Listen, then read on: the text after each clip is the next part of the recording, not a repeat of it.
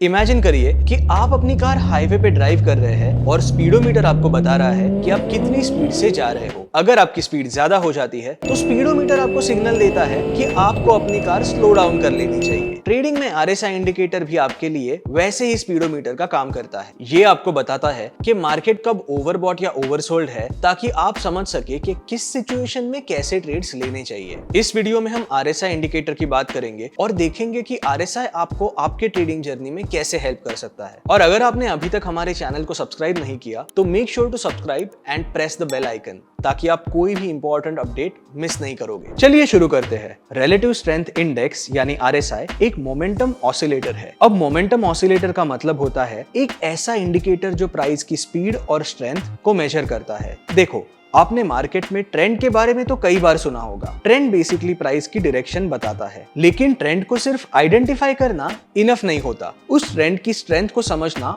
और भी ज्यादा इंपॉर्टेंट है। अब आपके सामने ये दो निफ्टी के चार्ट्स है।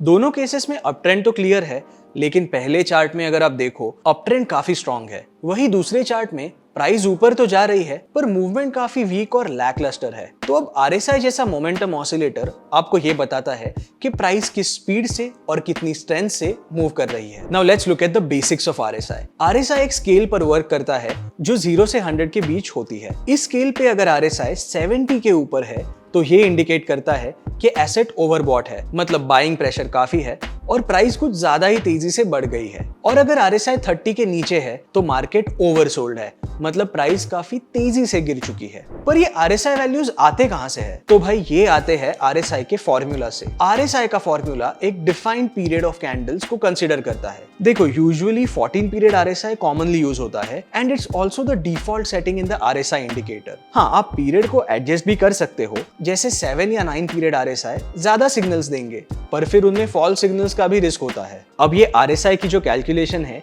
ये दिखने में कॉम्प्लेक्स है मगर है काफी सिंपल। इसका फॉर्मूला कुछ ऐसा होता है। चलो इस फॉर्मूला को और इंडिकेटर को एक सिंपल एग्जांपल के थ्रू ब्रेक डाउन करते हैं। Let's take the example of a 14 period RSI. अब ये पास्ट 14 कैंडल्स में से ग्रीन कैंडल्स को निकालकर उनका एवरेज गेन कैलकुलेट करता है। मतलब सारे ग्रीन कैंडल्स के गेन्स को ऐड करके उन्हें नंबर ऑफ ग्रीन कैंडल्स से डिवाइड करता है। फिर ये वही प्रोसेस रेड कैंडल्स के लिए रिपीट करता है। मतलब पास्ट 14 डेज में जितने भी रेड कैंडल्स है उनके लॉसेस को ऐड करके नंबर ऑफ रेड कैंडल्स से डिवाइड करता है। अगर एवरेज गेन एवरेज लॉस से ज्यादा हुआ तो आरएसआई 50 के ऊपर होगा and vice versa. The classic mistake with RSI. Index या स्टॉक, आप जो भी चार्ट देख रहे हो, अगर आरएसआई 30 के नीचे जाता है it indicates an oversold level, so just buy and go long. और जब आरएसआई 70 के ऊपर आता है तो ओवरबॉट सिग्नल है, तो बस सेल कर दो। भाई ये एक क्लासिक मिस्टेक है जो कई ट्रेडर्स करते हैं। कतई मत करना यार। सिर्फ एक नंबर देख के अगर ट्रेड एंट्री और एग्जिट डिसाइड करनी होती तो फिर तो हर ट्रेडर प्रॉफिटेबल होता। Now the point that most traders miss out on is that RSI can stay in the overbought and oversold Jones for long periods of time. तो जरूरी नहीं कि आरएसआई ने अगर 75-80 के लेवल्स क्रॉस कर दिए तो डाउनफॉल आएगा ही। देखो, आरएसआई एक सॉलिड टूल है, लेकिन उसे सिर्फ बाय और सेल सिग्नल्स के लिए यूज मत करो। Instead use it for divergences. अब डाइवर्जेंस क्या होता है? आसान भाषा में, जब प्राइस और आरएसआई अलग अलग डायरेक्शंस में मूव करते हैं तो उसे डाइवर्जेंस कहते हैं। फॉर एग्जाम्पल, अगर प्राइस लोअर लोज बना रही है पर आरएसआई हायर लोज बना रहा है तो ये बुलिश डाइवर्जेंस है। ये इंडिकेट करता है कि फिलहाल जो डाउन ट्रेंड है वो वीक हो रहा है और प्राइस ऊपर जा सकती है। इसी तरह अगर प्राइस हायर हाइज बना रही है लेकिन आरएसआई लोअर हाइज बना रहा है तो ये एक बेयरिश डाइवर्जेंस हुआ। मतलब ये कि करंटली जो अप ट्रेंड है वो शायद वीक हो रहा है and price might reverse from the current levels.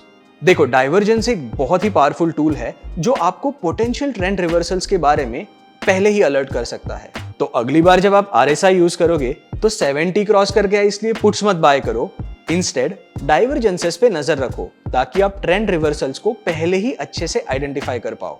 Now let's talk about combining RSI with other indications. देखो, आरएसआई को कई बार दूसरे इंडिकेटर्स के साथ कंबाइन करके भी यूज किया जाता है। This sort of allows you to take a better informed decision और फिर इंडिकेटर की रिलायबिलिटी भी बढ़ जाती है। Moving averages. अगर आरएसआई रिवर्सल सिग्नल दे रहा है और मान लो कोई मूविंग एवरेज क्रॉसओवर भी उसे कंफर्म करता है तो ये आपके लिए एक सॉलिड कंफर्मेशन बन सकता है। ये आपको शॉर्ट टर्म नॉइज और रियल ट्रेंड शिफ्ट में फर्क समझने में हेल्प कर सकता है। RSI को आप सपोर्ट और रेजिस्टेंस लेवल्स के साथ भी पेयर कर सकते हो टू फाइंड स्ट्रॉन्गर सिग्नल्स। जैसे मान लो RSI ओवरबॉट जोन में है और प्राइस लगातार रेजिस्टेंस हिट कर रही है, तो ये एक स्ट्रॉन्ग सेल सिग्नल भी हो सकता है। हॉरिजॉन्टल लाइंस, ट्रेंड लाइंस और मूविंग एवरेजेस को RSI के साथ देखकर आप अपने ट्रेड सेटअप को काफी ज्यादा स्ट्रॉन्ग बना सकते हो। Time frame considerations. अच्छा, एक बात और, अगर आप इंट्राडे ट्रेडर हो और चार्ट्स को 1 मिनट, 3 मिनट्स या 5 मिनट्स जैसे शॉर्ट टाइम फ्रेम्स पर एनालाइज करते हो, तो सिर्फ इन लोअर टाइम फ्रेम्स के RSI पर रिलाई मत करो। ऐसे केसेस में RSI को 15 मिनट या 1 आवर चार्ट पर भी चेक कर लिया करो, क्योंकि बात यह है कि शॉर्ट टाइम फ्रेम्स पे सिग्नल्स ज्यादा रिएक्टिव होते हैं, तो मल्टीपल सिग्नल्स आपको मिल सकते हैं और कभी कभी मिसलीडिंग सिग्नल्स भी मिल सकते हैं। लेकिन अगर आपको हायर टाइम फ्रेम पे भी RSI से सेम सिग्नल मिल रहा है, then that's a solid validation. So that brings us to the end of this video. I hope ये वीडियो आपको हेल्पफुल लगा होगा। अगर आपको ये वीडियो पसंद आया हो तो कमेंट में जरूर बताइए। हम टेक्निकल एनालिसिस, ऑप्शंस ट्रेडिंग और ट्रेडिंग साइकोलॉजी पर और भी इंफॉर्मेटिव वीडियोस बना रहे हैं, तो do subscribe to our channel for more such videos. Investment in security market are subject to market risks. Read all the related documents carefully before investing.